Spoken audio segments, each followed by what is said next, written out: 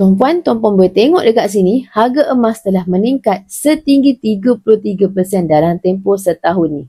Siapa yang memiliki gold bar 1 kilo pada awal tahun 2024, harganya adalah sekitar RM325,000 dan selepas setahun, harga emas 1 kilo ni adalah sekitar RM445,000. Spread value untuk 1 kilo gold bar ini adalah 6% dan selepas tolakkan zakat 2.5%, tuan-puan masih lagi untung sekitar 28%.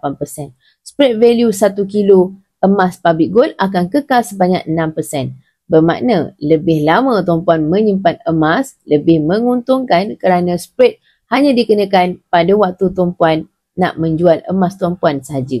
Bagi yang masih belum sedar, kenaikan harga emas ini adalah persoalan masa. Yang penting adalah tindakan tuan-puan. Sama ada tuan-puan hanya nak perhatikan harga emas atau tuan-puan sudah pun bermula ada pertambahan grade emas dalam simpanan tuan-puan. Bagi yang belum ada simpanan emas dan nak mulakan simpanan emas di Public Gold, saya ada dealer terlatih. Tuan-puan boleh rujuk video yang telah saya pinkan dan tuan-puan juga boleh mendaftar akaun Public Gold tuan-puan secara percuma di link akaun bio saya. InsyaAllah saya akan tunjukkan cara simpanan emas terbaik untuk tuan-puan. Emas, pasport kekayaan kita semua.